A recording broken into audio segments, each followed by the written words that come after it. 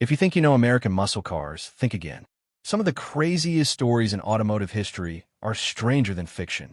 From secret factory loopholes to race cars sold for the street, these facts changed the industry forever. Let's get started. Number 13. The Mustang wasn't the first muscle car. Ask almost anyone what started the muscle car era, and they'll probably answer the Ford Mustang. But that's actually wrong. The title is generally given to the 1964 Pontiac GTO. Pontiac engineers stuffed a massive 389 cubic inch V8 into the mid-size Tempest, creating a car with sports car looks and big block power. The result completely changed the American performance market and inspired nearly every manufacturer to build their own muscle car. Without the GTO, there's a good chance the Camaro, Chevelle SS, Roadrunner, and countless others never would have existed. Number 12. NASCAR forced Plymouth to build the Superbird. The Plymouth Superbird looks like something built for a science fiction movie. That's because it practically was. Its enormous rear wing and pointed nose weren't styling exercises. They were designed for one reason: winning NASCAR races. Back then, NASCAR required manufacturers to sell production versions of their race cars to the public. So Plymouth built thousands of Superbirds that ordinary people could actually buy. Imagine walking into a dealership in 1970 and driving home in what was essentially a Daytona-winning race car. Which classic muscle car do you think looks the wildest ever built? The Superbird? The Daytona? Or something completely different? Let me know in the comments. Number 11. GM accidentally created the muscle car. General Motors actually had rules against putting engines larger than 330 cubic inches into mid-size cars. Pontiac couldn't simply build the GTO, so engineers found a loophole.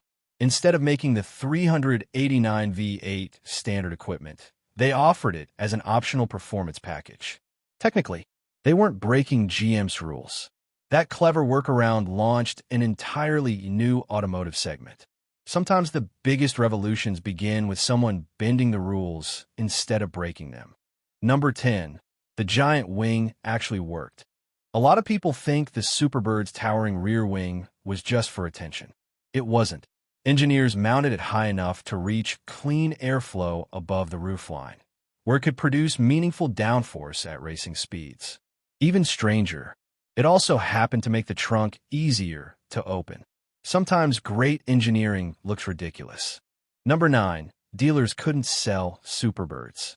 Today, collectors pay hundreds of thousands, even millions, for authentic Superbirds. Back in 1970, some dealerships couldn't get rid of them. Their outrageous appearance scared away buyers, and a number of cars reportedly sat on lots for months. It's a reminder that today's icons weren't always appreciated when they were new. Number 8. Insurance companies helped kill the muscle car. Most people blame emissions regulations for ending the muscle car era. But insurance companies played a huge role too. Young buyers wanting a GTO, HEMI Charger, or Chevelle SS suddenly faced insurance premiums that were sometimes higher than the monthly car payment itself. For many enthusiasts, owning a high-performance car simply became unaffordable. Horsepower wasn't the only thing getting out of control. Number 7. Horsepower didn't really disappear overnight. Have you ever noticed that engine ratings seemed to collapse in the early 1970s? A 425 horsepower engine suddenly became a 270 horsepower engine. It wasn't always because the engine got dramatically weaker. Manufacturers switched from gross horsepower, measured under ideal conditions, to net horsepower, which reflected how engines actually performed when installed in a car with accessories and exhaust systems. Some engines changed. Others mostly got a new measuring stick. Number 6. The Corvette almost died. It's hard to imagine America without the Corvette. But in 1955, Chevrolet sold only about 700 of them. GM seriously considered ending the project.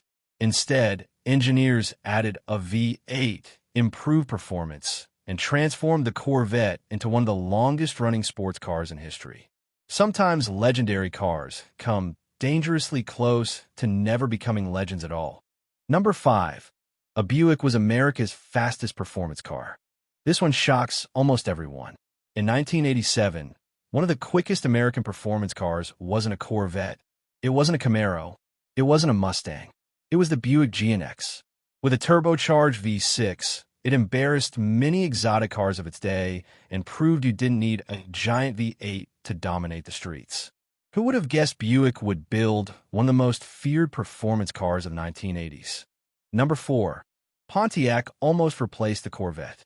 The Pontiac Banshee wasn't just another concept car. It was so impressive that GM executives worried it could steal sales from the Corvette. Instead of letting Pontiac build it, they canceled the project. Imagine how different American performance history might look today if the Banshee had reached production. Number 3. Dodge built a 150-mile-per-hour pickup. If someone told you a factory pickup truck could top 150 miles per hour, you'd probably laugh. Unless they were talking about the Dodge Ram SRT-10. Powered by the Viper's massive V10 engine, it became one of the fastest production trucks ever built. Completely unnecessary, completely outrageous, and completely real. Number 2. The HEMI disappeared for over 30 years.